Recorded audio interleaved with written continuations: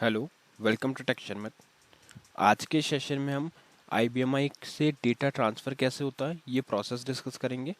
ठीक है, तो इसमें हम क्या करेंगे, हमारे पास IBMI सिस्टम पे जो भी डेटा है वो फिजिकल फाइल के अंदर है या कोई सोर्स मेंबर है, उसको अगर हमारे को हमारे लोकल सिस्टम पे ट्रांसफ़र करना है तो वो कैसे होता है। ठीक है, इसके लिए हम क्या करेंगे, टूल बार का फोर्थ ऑप्शन यूज़ करेंगे। तो अभी तक हमने ये तीन ऑप्शंस तो कवर कर लिया, अब हम फोर्थ वाला ऑप्शन कवर कर रहे हैं। ठीक है, एक चीज़ का ध्यान रखें, टूल बार में हो सकता है आपके आइकन्स कुछ डिफरेंट हो या ऑर्डरिंग कुछ डिफरेंट हो, तो आप इस आइकन को आइडेंटिफाई करें और उसी को लोकेट करके यूज़ करें जब भी हम डेटा ट्रांसफ़र के लिए यूज़ कर रहे हैं। तो क्या करना है आपको, सिंपली जैसे इस पर होवर करोगे तो यहाँ पे लिखा हुआ आएगा डेटा ट्रांसफ़र फ्रॉम IBMI। ठीक है, डाउनलोड का यहाँ पे सिंबल है और डेटा ट्रांसफ़र फ्रॉम IBMI आपको यहाँ पे लिखा हुआ मिलेगा। तो पहले रिक्वायरमेंट देखते हैं, फिर इसका फंक्शन देखेंगे। तो रिक्वायरमेंट ये है, सपोज हम किसी SQL फाइल के ऊपर वर्क कर रहे हैं। यहाँ पे मैं एक क्वेरी रन कर देता हूँ, सेलेक्ट स्टार फ्रॉम EMPPF। तो हमारे पास ये फिजिकल फाइल है। ठीक है, अभी हमें क्या चाहिए, इसका डेटा चाहिए।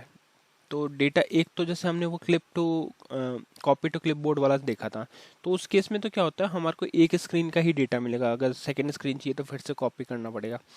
बट सपोज ऐसा हुआ कि आपके पास थाउजेंड्स ऑफ रिकॉर्ड्स हैं एक फिजिकल फाइल में और वो सभी आपको चाहिए इस डॉक्यूमेंट में, तो वो टाइम टेकिंग हो जाएगा। अगर हम कॉपी कर करके करेंगे तो वो एक करेक्ट अप्रोच नहीं है।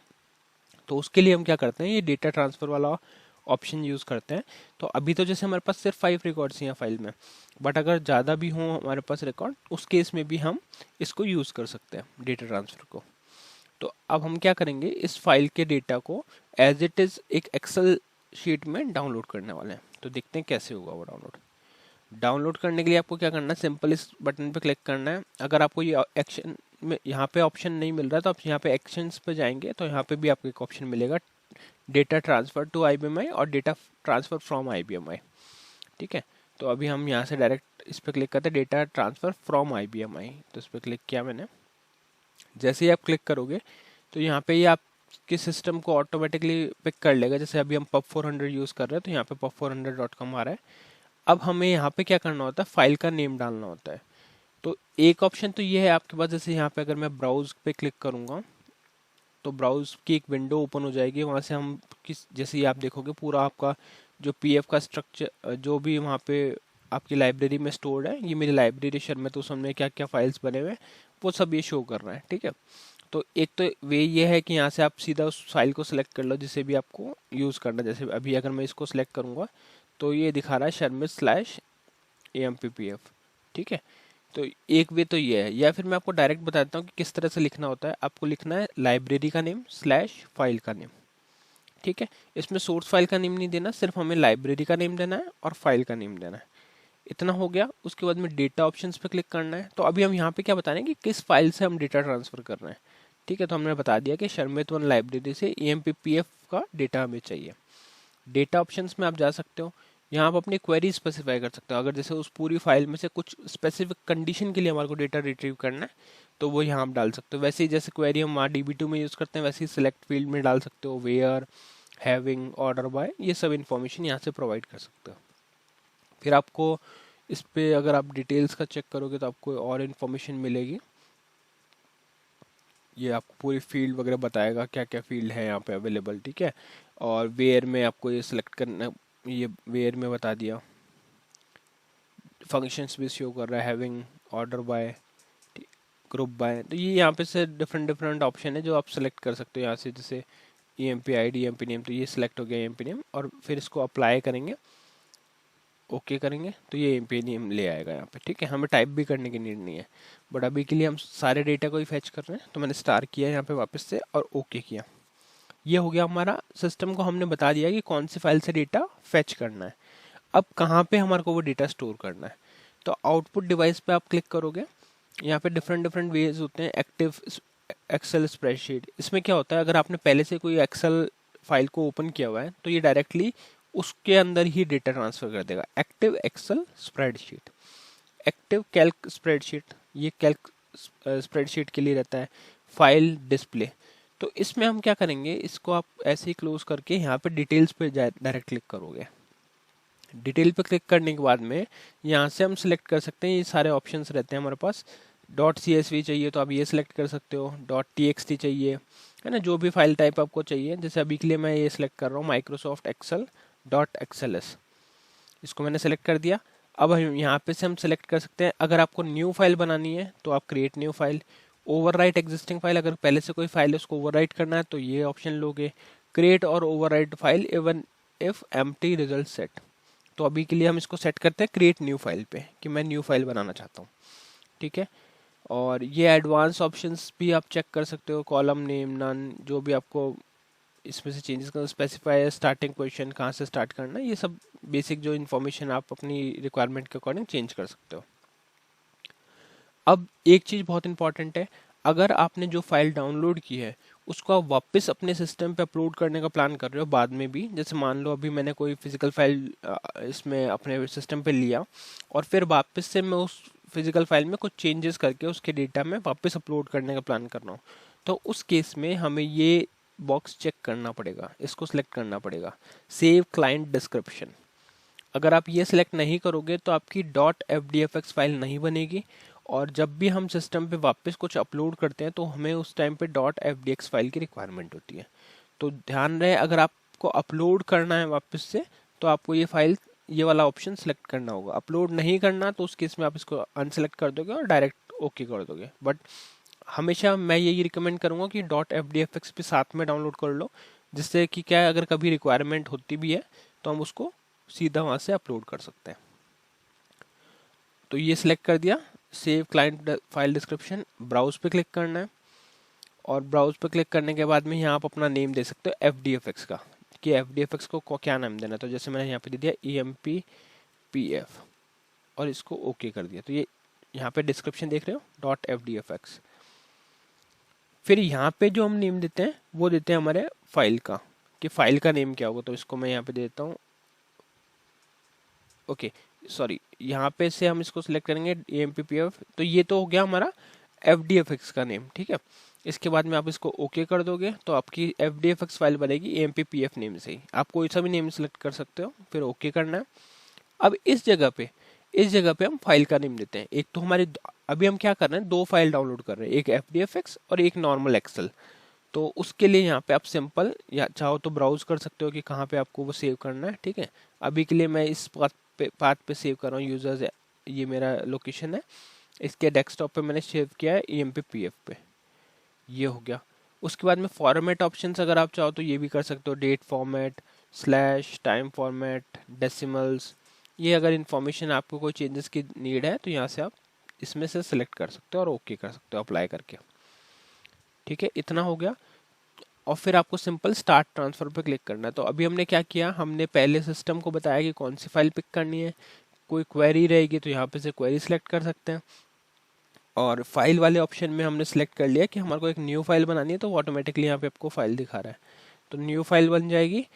डॉट FDFX फाइल को यहाँ से आपको सेट करना बहुत ज़रूरी है, डिटेल्स में जाके सेव क्लाइंट डिस्क्रिप्शन पे डॉट FDFX फाइल सेट कर दी, और ये हमारे आउटपुट फाइल का नेम रख दिया।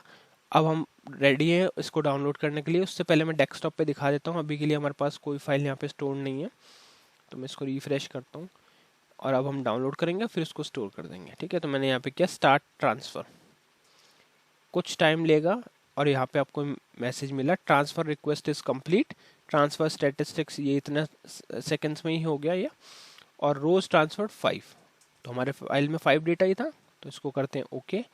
अब आप यहाँ पे देखोगे डेस्कटॉप पे दो फाइल आपको नई वाली शो हो रही है, एक EMPPF और एक EMPPF.FDFX।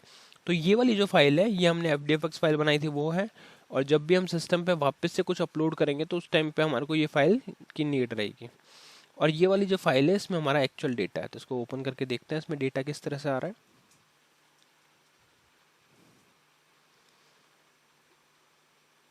तो इस आप देखोगे यहाँ पे डेटा प्रॉपर आ रहा है, जो भी फाइल में फॉर्मेट था उसी according, EMP ID, EMP name, employee salary, और जो भी डेटा था वो आ गया। तो ये बहुत ही एक फास्टेस्ट वे है किसी भी सिस्टम से डाउनलोड करने का डेटा को, और इसमें आप सिंपल यही यूज़ कर सकते हो, डेटा ट्रांसफ़र। और बहुत सारे ऑप्शंस भी मिलते हैं डेटा ऑप्शंस में, अगर आप क्लिक करोगे तो यहाँ से आप अपना नीड के अकॉर्डिंग उन वैल्यूज़ को पिक कर सकते हो जो आपको वहाँ से फाइल से फैच करने हैं, है ना। यहाँ से ये डिफरेंट डिफरेंट फंक्शन है, ये भी हम सिलेक्ट कर सकते हैं, कोई भी ऑपरेशन परफॉर्म करने के लिए। तो ये एक वे है जिसके थ्रू पे हम डेटा ट्रांसफ़र करते हैं IBMI से सिस्टम पे। तो आई होप आज का सेशन आपको क्लियर हुआ होगा। और इसमें एक चीज़ और है, जैसे अगर आप एक्टिव स्प्रेडशीट, अगर आप पहले से कोई एक्सेल शीट को ओपन करे हुए हो और उसी में आपको डेटा वापस से ऐड करना है, तो उस केस में आप अपने अकॉर्डिंग चेंज कर सकते हो। ये डिस्प्ले है, तो जो भी आपकी रिक्वायरमेंट हो उस अकॉर्डिंग चेंज कर सकते हो। और यहाँ से फाइल टाइप भी हम सिलेक्ट कर सकते हैं।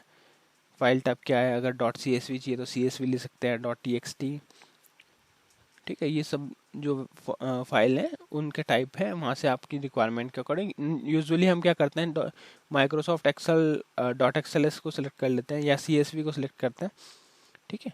तो जो भी आपकी रिक्वायरमेंट है उस अकॉर्डिंग आप सिलेक्ट कर सकते हो। तो ये पूरा प्रोसेस अभी हमने देख लिया कि कैसे हम एक फाइल को ट्रांसफ़र कर सकते हैं अपने सिस्टम से, IBMI सिस्टम से लोकल सिस्टम पे, ठीक है। अब हम क्या करेंगे, अब हम देखेंगे एक और मेथड जिसमें सपोज हमारे को इसका DDS चाहिए, ठीक है। अभी तो हमने फाइल ले लिया, बट अब हमारे को DDS की रिक्वायरमेंट है कि हमारे को उसका DDS भी देखना है कि DDS में क्या लिखा था हमने कोड। तो उसके लिए हम क्या करते हैं, उसके लिए आपको सिंपल यहाँ पे क्या करना है, इसकी जगह पे इसको इस तरह से आप लिखोगे। इसमें हमें क्या किया, हमने बस एक यहाँ पे सोर्स फिजिकल फाइल को ऐड कर दिया। तो अगर आप इसको एक्सपेंड करके देखोगे तो फाइल नेम स्लैश, अब यहाँ पे हमने सोर्स फिजिकल फाइल का नाम डाल दिया क्योंकि सोर्स फिजिकल फाइल में ही हमारे मेंबर है, तो क्यू शर्मित, और इसमें फाइल बताया हमने AMPPF। तो ये चेंज तो किया हमने इस वाले पोर्शन पे। अब सेकंड हम क्या कर रहे हैं, सेकंड वाले में यहाँ पे आप डिटेल्स पे जाइए, डिटेल्स पे जाके टाइप सेलेक्ट कर लो .txt, क्योंकि हम TXT फाइल बना रहे हैं, और इसको कर दो ओके। बाकी सब सेम प्रोसेस रहेगा। आप चाहो तो नेम चेंज कर सकते हो, जैसे अभी के लिए मैं यहाँ पे इसको हमने क्रिएट न्यू में करा हुआ है .txt, FDFX हम चाहिए और ये ओके कर देते हैं। और जो एग्जिस्टिंग अगर कोई फाइल है तो उनको डिलीट कर देते हैं वापस से, जैसे मैं इसको डिलीट कर देता हूँ, एक्सेल को भी डिलीट कर देते हैं, ठीक है। ये डिलीट हमने कर दिया। अब आप यहाँ देखोगे तो हमने क्या किया, शर्मित1/q शर्मित AMPPF, न्यू फाइल बनेगी AMPPF नेम से .txt फाइल। तो इसको करते हैं स्टार्ट ट्रांसफर। तो यहाँ पे आया 5 रोज ट्रांसफर्ड। अब इसका कोड चेक करते हैं कि यहाँ पे क्या आ रहा है। AMPPF बन गई फाइल, यहाँ पे इसको डबल क्लिक करके ओपन किया तो ये देखिए यहाँ पे हमारे को DDS मिल गया उसका एज इट इज कि क्या DDS था। तो ये एक एडवांटेज है, आप डेटा भी एक्सेस कर पाते हो, और यहाँ से अगर आपको सोर्स का डेटा मतलब DDS निकालना है तो वो भी हम कर सकते हैं। वैसे ही अगर कोई RPGLE प्रोग्राम है जिसको हमारे को फैच करना है, तो हम वैसे ही सोर्स कल फाइल का नेम, उस प्रोग्राम का नेम, और यहाँ पे क्रिएट न्यू करके .txt या जो भी फॉर्मेट में आपको डेटा चाहिए वो सिलेक्ट करके इसको ट्रांसफ़र कर सकते हो। तो बहुत कम टाइम में हम इस तरह से डेटा को IBMI सिस्टम से अपने लोकल सिस्टम पे ट्रांसफ़र कर सकते हैं। आई होप पूरा प्रोसेस आपको क्लियर हुआ होगा। अभी तक हमने दो चीज़ें डिस्कस करी। पहला हमने ये डिस्कस किया कि कैसे फिजिकल फाइल का डेटा हम ट्रांसफ़र करते हैं IBMI सिस्टम से लोकल सिस्टम पे। दूसरा हमने ये डिस्कस किया कि कैसे हम अगर किसी सोर्स का मीन्स किसी मेंबर का सोर्स देखना है या DDS देखना है तो वो भी हम ट्रांसफ़र कर सकते हैं अपने IBMI सिस्टम से लोकल सिस्टम पे। पूरा प्रोसेस क्लियर है। तो आई होप आज का सेशन आपको क्लियर हुआ होगा। नेक्स्ट सेशन में हम बाकी टॉपिक डिस्कस करेंगे। So thank you for watching tech share myth.